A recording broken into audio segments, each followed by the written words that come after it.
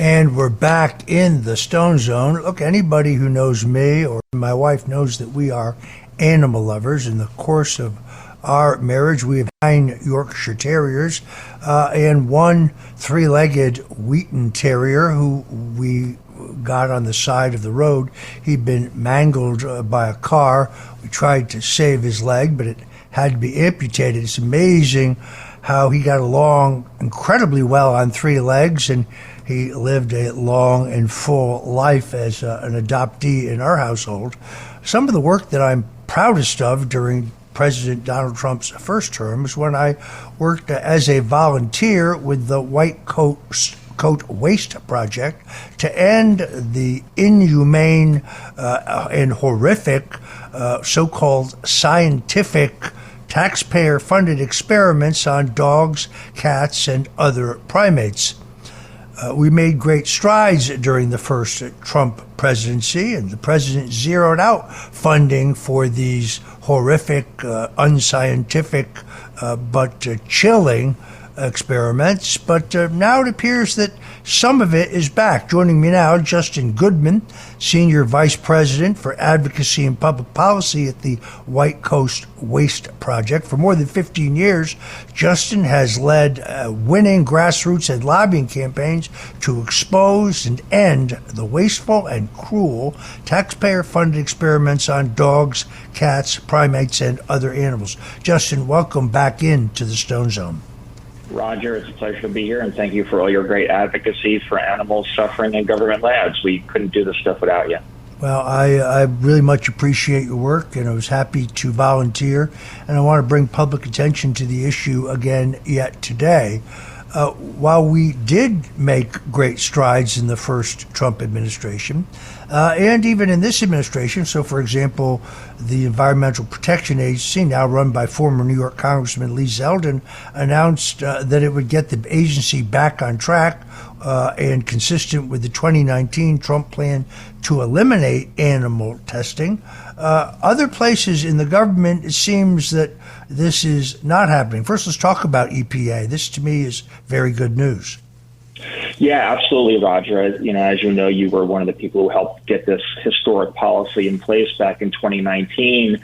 Andrew Wheeler, then the head of the EPA under Trump 45, announced a historic plan, first in the history of the government, that they were going to completely eliminate all animal testing by 2035, and they were going to make a 30% reduction by 2025, which is this year. Andrew Wheeler and President Trump put the agency on track in 2019 to accomplish that. Unfortunately, right after Andrew Wheeler and President Trump left the White House in 2021, the Biden administration, due to pressure from scientists inside the agency as well as environmental groups, got the Biden administration to kill the Trump plan to end animal testing at the EPA. The environmental groups that were pressuring the Biden administration got them to do that, to remove the deadlines to end animal testing, and said they needed to do it in the name of environmental justice, that we needed to do. Not only did they want to completely eliminate Trump's plan, but they wanted the EPA to do more animal testing, again, in the name of environmental justice and other woke priorities. Like there's one example during the Biden administration where the EPA was shooting off handguns and rifles and forcing animals to breathe the firearms emissions for gun control experiments. In other testing, they were putting rats in cages, feeding them unhealthy diets, and then heating up the cages to mimic climate change, allegedly, and then pump smoke, wildfire smoke, into the cages to mimic wildfires and climate change interacting on people who eat crappy food. So the mind reels, but the Trump administration, one of the first things they did, and you and I have been advocating this since the beginning of the year, Lee Zeldin's EPA committed to getting the agency back on track to eliminating animal testing. So that's great news. The EPA kills thousands and thousands of animals a year in these experiments, rabbits, dogs, other animals. And this is going to save a lot of tax money and a lot of animals. So that's good news for everyone. But like you said, it hasn't been all sunshine and rainbows, unfortunately, over the first 100 days of the administration. Yeah, I am still haunted by these images. I'm sure people have seen them. Where under Dr. Fauci, they would take beagles they would encase the beagle's heads in this enclosure, and then they would pump in sand fleas that would literally eat the flesh on the faces and heads of these beagles. Can you explain to me what the scientific value of that might be?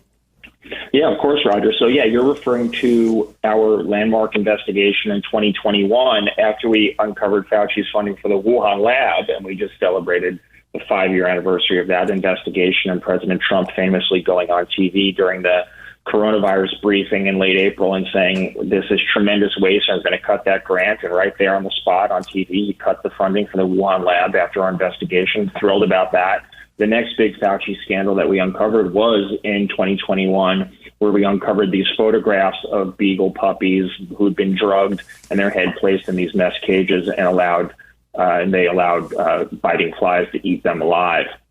And that was a project going on in a foreign country in Tunisia with U.S. taxpayer dollars, and they were doing vaccine experiments on those dogs over there. And unfortunately, Fauci, even though he's gone from government, and I know you've talked about this on the show, we've talked about it on the show, you've written about it on your website.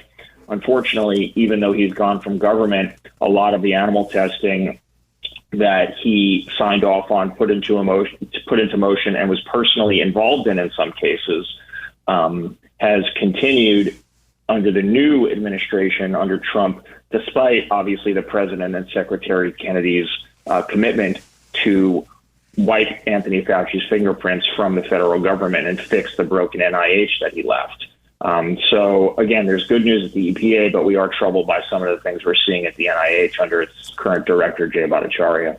Yeah, I saw these new records publicized by my friend Laura Loomer, but released by White Coast Waste, that reveals that the National Institute of Health has extended funding for septic shock experiments where beagles are pumped with bacteria and then slowly killed without pain relief. This is actually happening inside the NIH headquarters where the new director works, and they've renewed a $322,000 grant to Moderna billionaire Robert Langer's company to abuse dogs in weight loss drug tests. Elon Musk himself said online that this needs to be investigated and stopped. I could not agree more. Now you add to the fact that the NIH and the Pentagon are continuing to pay a lab in China, which tortures, I'm told, 300 beagles per week. I really don't believe the president knows about any of this. That's my own belief, because he too is an animal lover. And I see where you have appealed to the Secretary of Defense as well as to the president to end this horrific, cruel, weird experiments on dogs, cats, and other animals. Yeah, absolutely. We've been advocating since the end of last year. I mean, since the president was reelected in November, we've been putting these issues at the top of our priority list for the new administration to cut funding for dog and cat testing across these agencies. Like you said, we're still finding evidence not only of contracts, Biden-era contracts, Fauci contracts and grants that these guys literally signed off on and supported, getting renewed now under the new NIH leadership. But a lot of the projects have just continued. But Fauci established and has been funding an island off of South Carolina where there's 3,000 monkeys being held captive, and then a few hundred are shipped off the island every year for virus experiments in NIH labs. The NIH just renewed the funding for that. Obviously, you mentioned the other funding they've renewed. They've cut some grants, but renewed some funding for these crazy transgender animal experiments that we uncovered. And I think you're right. I think that Secretary Hedges obviously doesn't know about this stuff. I think now that Elon Musk weighed in today, both about the NIH and DOD animal testing, saying that DOJ needs to investigate, I think that the secretary will take swift and decisive action to make sure dogs aren't being tortured in China with our tax dollars. I mean, that's sick and dangerous and presents national security risks, obviously.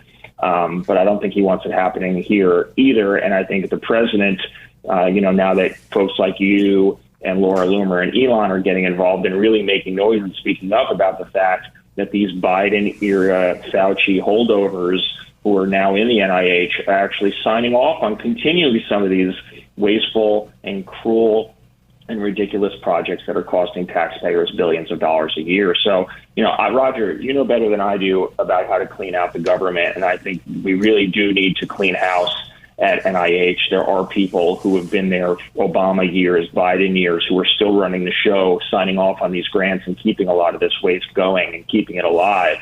And we really need folks in there who are willing to make what most people consider easy decisions. We shouldn't be funding experiments in China on animals. We shouldn't be torturing cats and dogs with taxpayer dollars. These are things that people across the political spectrum can agree on, but there's deep state losers inside the NIH who want to keep this stuff going and keep their jobs, and we need to get them out of there. This episode is brought to you by Temptations Cat Treats.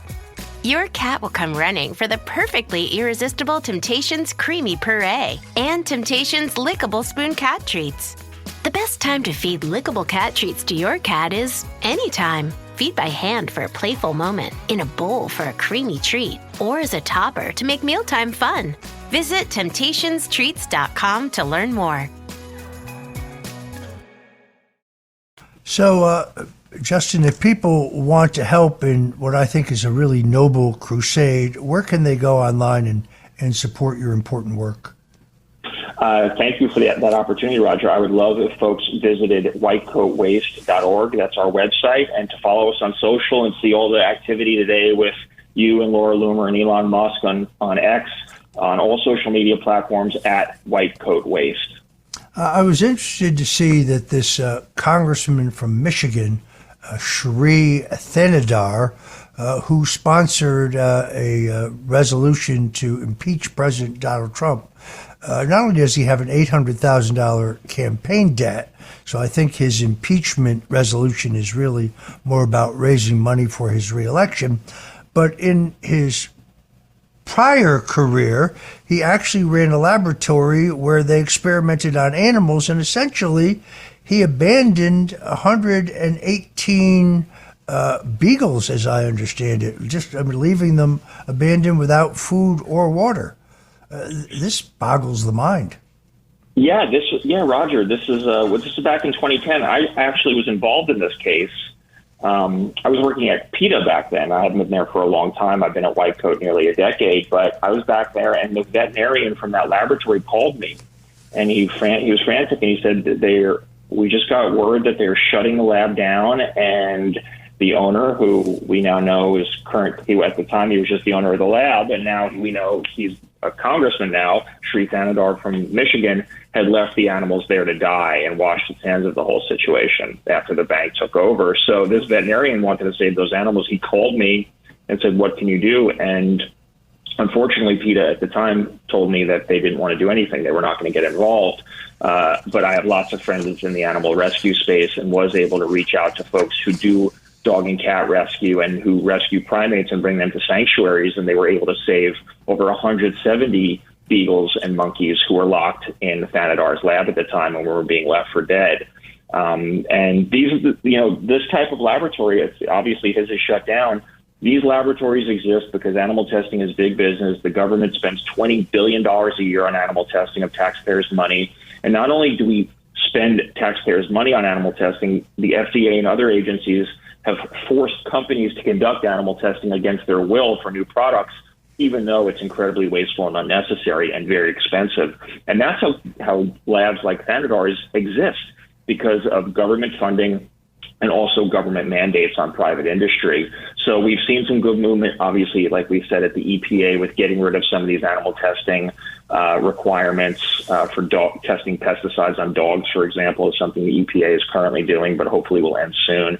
And the FDA, Marty Makary at the FDA, the commissioner, announced a big plan a couple of weeks ago, a 10-page, I think it was like a 10-page plan they released outlining their priorities for reducing animal testing. So that's all steps in the right direction. NIH has cut some testing. DOGE has cut some testing at the NIH, but the NIH has not yet made any sweeping announcement about cutting animal testing. And in fact, the only thing they have released is a plan for more spending and more bureaucracy that's not going to save animals. So we're really trying to put some pressure on the NIH to do the right thing and end these programs that Fauci kept alive for 40 years and finally put them in the grave where they belong. So, other than going to your website, let's give our folks the website one more time. It is whitecoatwaste.org, and then on social media at whitecoatwaste on all the platforms. All right. And if they want to take additional action, what would you recommend? Should they write the president? Should they write the secretary? Who should they write to? I think go on social media and tag the president, tag the head of the NIH, Jay Bhattacharya, at NIH, at POTUS, and just let these people know you want to see taxpayer funding cut for government animal experiments. All right. I want to thank our guest, Justin Goodman. He is the Senior Vice President of Advocacy and Public Policy for the White Coat Waste Project.